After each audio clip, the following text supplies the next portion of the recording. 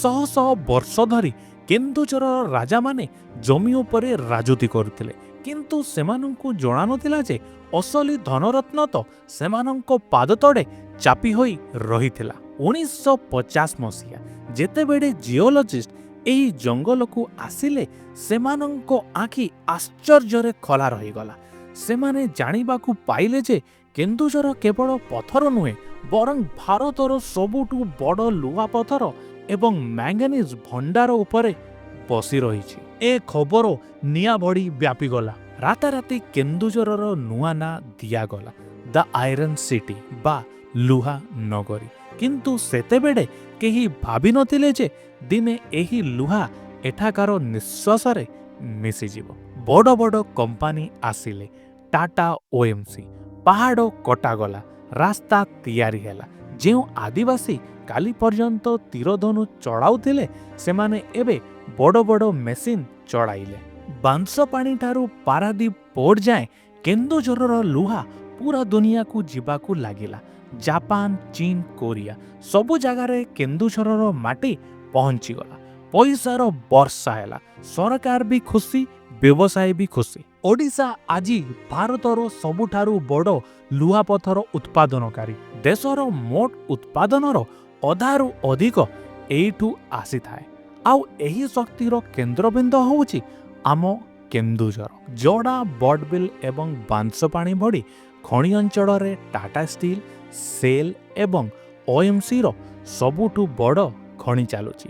କହିବା ଭୁଲ ହେବନି, ଯଦି ଓଡ଼ିଶା ଲୁହାର ରାଜ୍ୟ, ତେବେ କେନ୍ଦୁଝର ହେଉଛି ତାର ରାଜଧାନୀ। କେନ୍ଦୁଝର ଏବେ ଓଡ଼ିଶାର ଲକ୍ଷ୍ମୀ ଭଣ୍ଡାରରେ ପାଲିଟି ଯାଇଥିଲା। ଖଣିରୁ ଆସୁଥିବା ଆୟ ମାମଲାରେ ସବୁଠୁ ଆଗରେ। କିନ୍ତୁ ପ୍ରଶ୍ନ ଥିଲା ଯେ ଏହି ବିକାଶର ମୂଲ୍ୟ କିଏ ଭୋଗିଲା? ଯଦି ଆପଣ ଯୋଡ଼ା କିମ୍ବା ବଡ଼ବିଲ ଯାଇଛନ୍ତି, ତେବେ ଆପଣ ଏହି ରଙ୍ଗକୁ ଚିହ୍ନିଥିବେ। ନାଲି ଧୂଳି। ଏହା କେବଳ ଧୂଳି ନୁହେଁ, ଏହା ଏଠାକାର ପବନ, ଏହା ଏଠାକାର ପାଣି। ସକାଳେ ଆପଣ ଧଳା ସାର୍ଟ ପିନ୍ଧି ବାହାରନ୍ତୁ, ସନ୍ଧ୍ୟା ସୁଦ୍ଧା ତା ନାଲି ହୋଇଯିବ।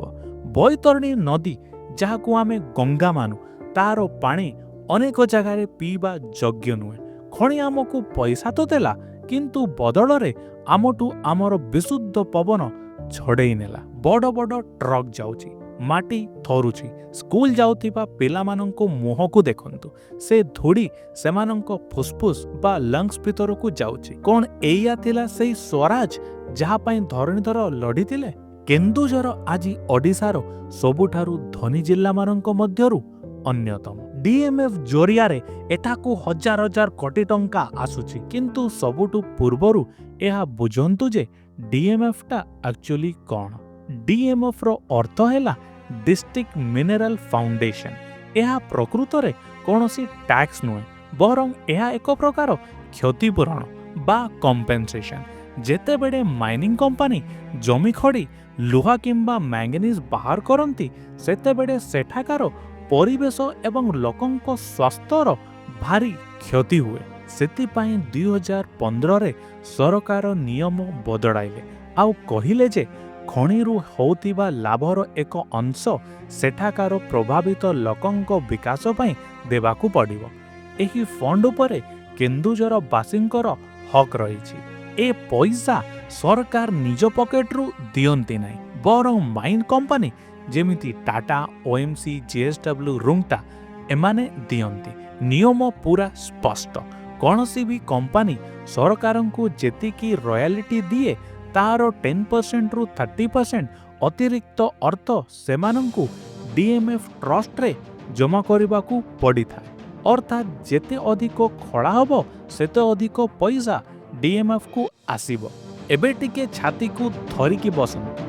ଜୁଲାଇ 2025ର ଲେଟେଷ୍ଟ ରିପୋର୍ଟ ଅନୁସାରେ ଦ ହିନ୍ଦୁ ଖବର ଦେଖ, ପୁରା ଭାରତରେ ଓଡ଼ିଶା ନମ୍ବର 1, ଯିଏ 31,324 କୋଟି ଆଦାୟ କରିଛି। ଆଉ ଏଥିରେ ସବୁଠୁ ବଡ଼ ଭାଗ କାହାର? ଆମ କେନ୍ଦୁଝର।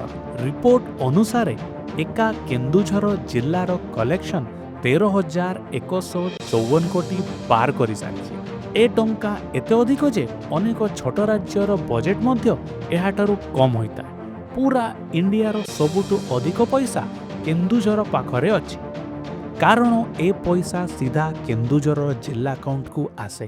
ଏହି ଟଙ୍କା କୌଣସି ନେତା କିମ୍ବା କମ୍ପାନୀର ନୁହେଁ, ବରଂ କେନ୍ଦୁଝରର ପ୍ରଭାବିତ ଲୋକଙ୍କ କଲ୍ୟାଣ ପାଇଁ ଆଇନ ଅନୁସାରେ ଗଠିତ ଏକ ଟ୍ରଷ୍ଟ। କଲେକ୍ଟର ଏହାର ମ୍ୟାନେଜିଂ ଟ୍ରଷ୍ଟି, କିନ୍ତୁ ଏହାର ନୈତିକ ଅଧିକାର କେନ୍ଦୁଝରର ପ୍ରଭାବିତ ଲୋକମାନେ। ସରକାରଙ୍କ ନିୟମ ଅନୁସାରେ ଏହି ଫଣ୍ଡର ବ୍ୟବହାର ମନ ଇଚ୍ଛା ହୋଇପାରିବ ନାହିଁ। ଆଇନ କହୁଛି ଯେ ମୋଟ ଟଙ୍କାର 60% ଭାଗ ଅତି ଜରୁରୀ କ୍ଷେତ୍ରରେ ଖର୍ଚ୍ଚ ହେବା ବାଧ୍ୟତାମୂଳକ। ଏଥିରେ ସବୁଠୁ ପ୍ରଥମେ ଆସେ ପିଇବା ପାଣି, ସ୍ୱାସ୍ଥ୍ୟ, ଶିକ୍ଷା ଏବଂ ପ୍ରଦୂଷଣ ନିୟନ୍ତ୍ରଣ। ବାକି ବଳକା 40% ପଇସା ରାସ୍ତା, ପୋଲ ଏବଂ କୋଠାବାଡ଼ି ଉପରେ ଖର୍ଚ୍ଚ କରାଯାଇପାରିବ। DMFର ପଇସା ଆପଣଙ୍କ ଗାଁରେ ଖର୍ଚ୍ଚ ହେଉଥିବା ଦେଖିଛନ୍ତି କି? କମେଣ୍ଟରେ ୟେସ୍ କିମ୍ବା ନୋ ଲେଖି ଆମକୁ ଜଣାନ୍ତୁ। ଗୋଟେ ପଟେ କୋଟି କୋଟି ଟଙ୍କାର କାରବାର, ଆଉ ଅନ୍ୟ ପାଖରେ ଆଜି ବି ଅନେକ ଗାଁରେ ପିଇବା ପାଇଁ ବିଶୁଦ୍ଧ ପାଣି ନାହିଁ। ଅପବୃଷ୍ଟି ଆଜି ବି ଏକ ବଡ଼ ସମସ୍ୟା। ଏ ବିରୋଧାଭାସ କାହିଁକି? କୋଉଆଡ଼େ ଯାଉଛି ସେ ପଇସା? କାହିଁକି ଅନେକ ପରିବାର ଆଜି ବି ମାଟି ଏବଂ ଖପରା ଘରେ ରହୁଛନ୍ତି? ଏ ପ୍ରଶ୍ନ ଆମକୁ ନିଜକୁ ପଚାରିବାକୁ ପଡ଼ିବ।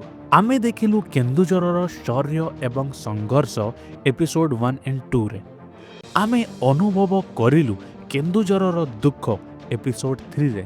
କିନ୍ତୁ କ'ଣ କେନ୍ଦୁଝରର କାହାଣୀ ବାସ୍ ଏତିକି? ଧୂଳି, ଧୂଆଁ ଆଉ ଦରିଦ୍ରତା କେବେ ନୁହଁ। ଏହି ପାହାଡ଼ ଏବଂ ମାଟି ମଧ୍ୟରେ କାହାର ଏକ ଭିନ୍ନ ଦୂରଦୃଷ୍ଟି ଥିଲା।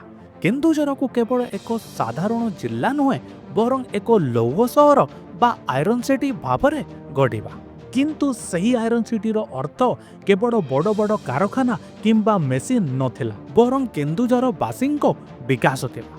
ନିଯୁକ୍ତି, ସ୍ୱଚ୍ଛ ପାଣି, ରେଳ ଏବଂ ସଡ଼କ, ଏବଂ ଏଭଳି ଏକ ଭବିଷ୍ୟତ ଯେଉଁଠାରେ ଶିଶୁମାନେ କେବଳ ଧୂଳିମାଟିରେ ବଡ଼ ହେବା ନାହିଁ, ବରଂ ସ୍ୱପ୍ନ ଦେଖିବାର ଶିଖିବେ। ଏହା ଥିଲା ଏପରି ଜଣେ ନେତାଙ୍କ ସ୍ୱପ୍ନ ଯିଏ କେନ୍ଦୁଝରର ପାହାଡ଼ରେ କେବଳ ଲୁହା ନୁହେଁ, ବରଂ ଲୋକଙ୍କ ସୁନ୍ଦର କାଲିକୁ ଦେଖୁଥିଲେ। ତାଙ୍କ ନାଁ ଥିଲା ବିଜୁ ପଟ୍ଟନାୟକ।